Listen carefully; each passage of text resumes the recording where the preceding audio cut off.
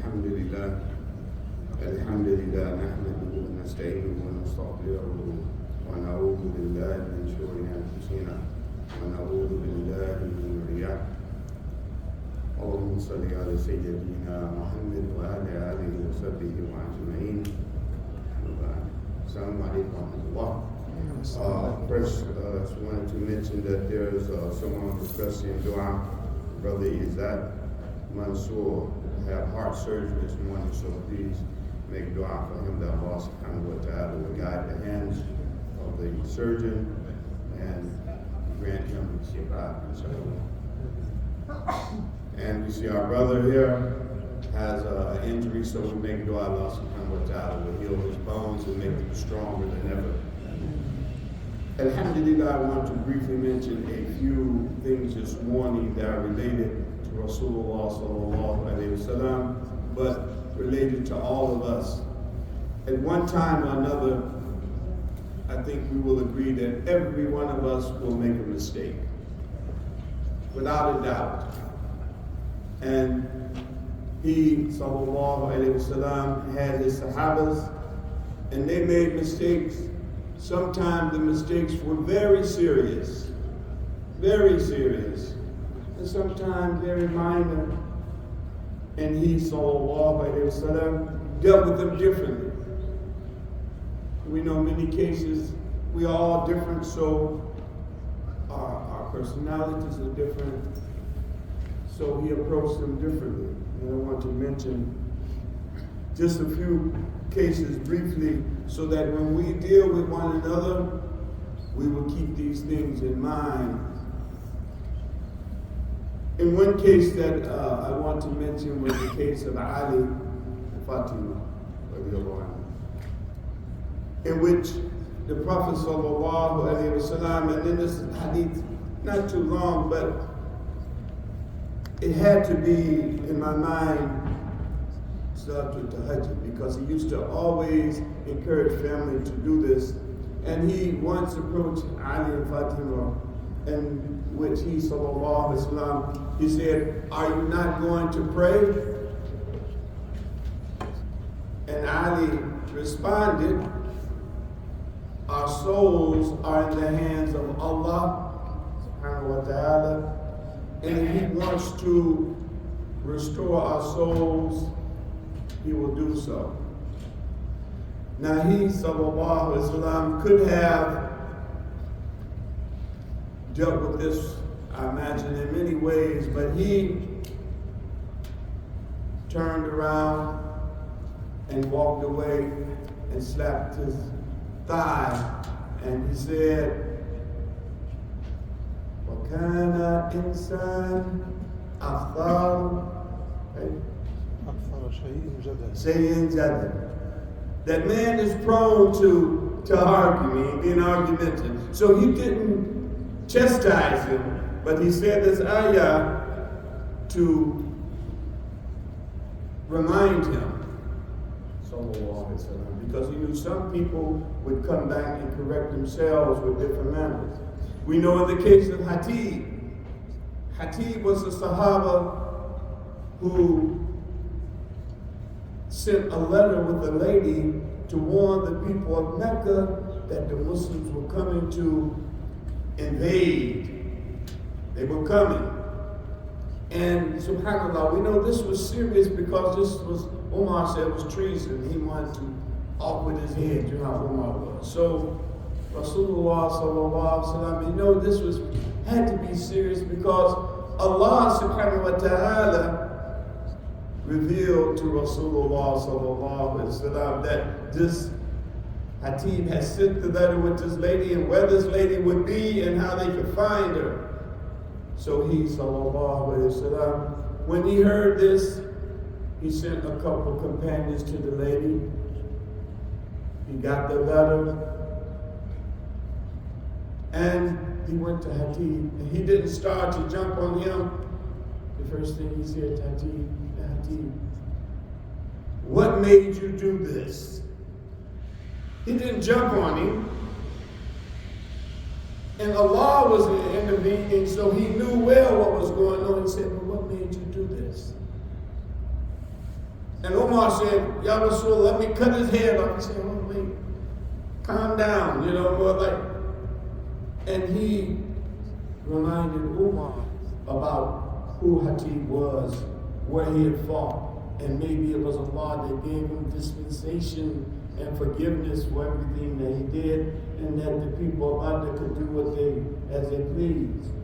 And Umar, it brought tears to his eyes.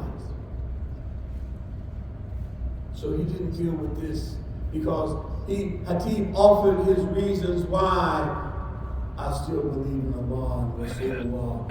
I didn't want to betray the Muslims, but he feared for his family who was in Mecca, who didn't have family. So he offered all these things, and the Prophet weighed out this was a good person. And when he said, you've told the truth. How did he know he told the truth? Maybe it was Allah Azza who was revealing to him the same thing with this situation to deal with him kindly. Abu Bakr, Siddiq, and Umar were the other one. They both once were traveling, I imagine, this situation, and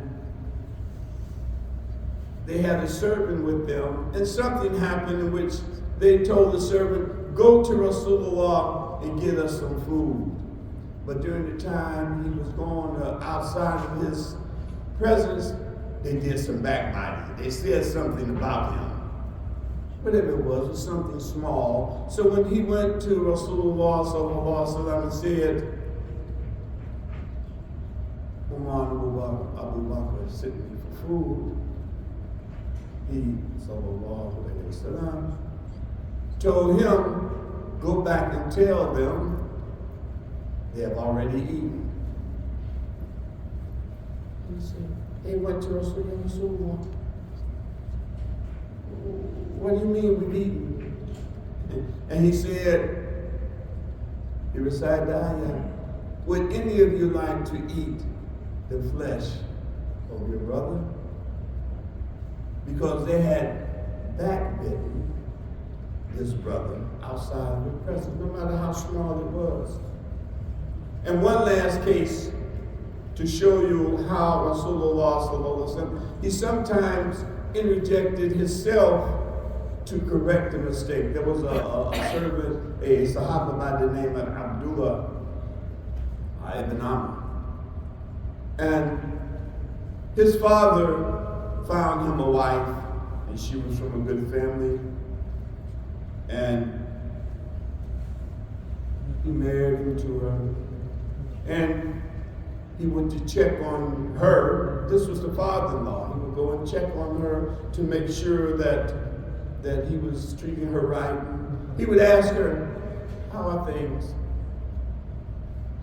And she said something along the line, I have a good husband. There are a couple of narrations. I had a good husband. He's a good man.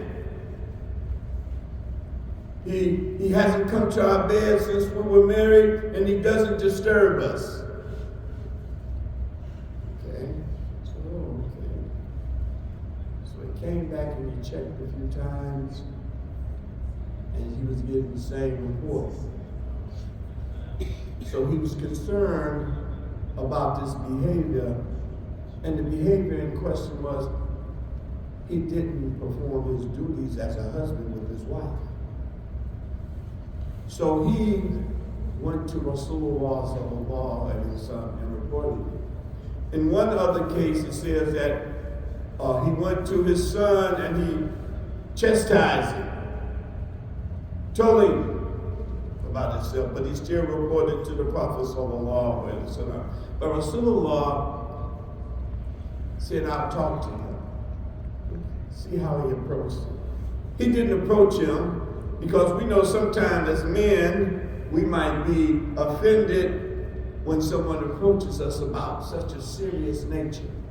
But he, sallallahu alaihi wasallam, he approached him. And this was a man that, if you remember in other hadith, he did something that he later regretted.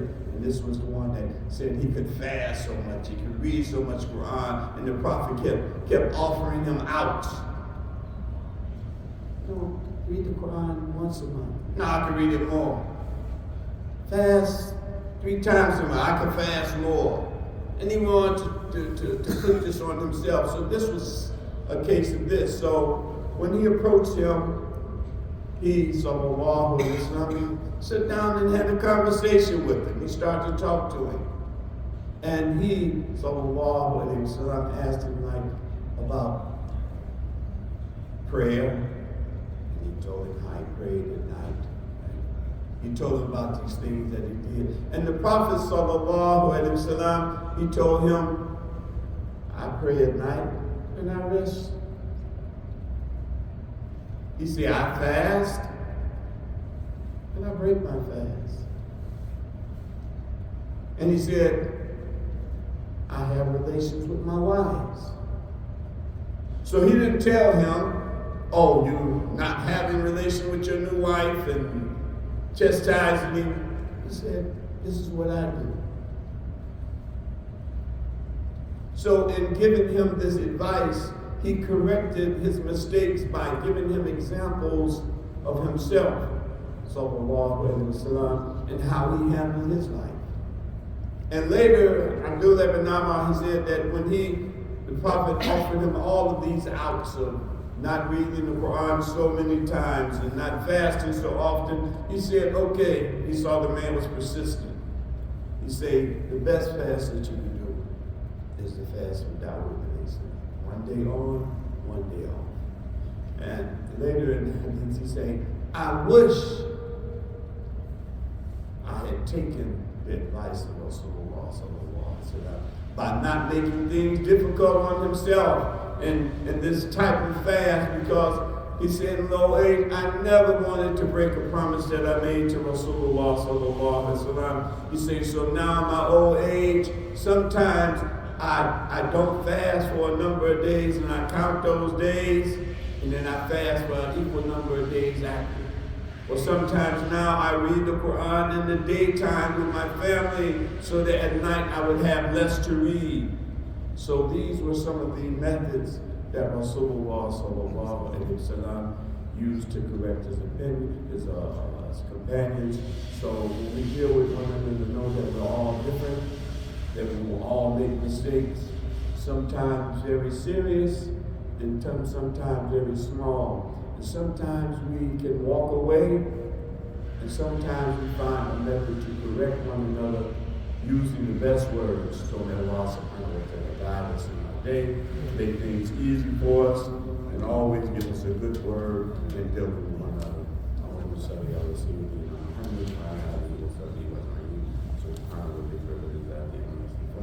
والصلاة والسلام على رسول الله والحمد لله رب العالمين.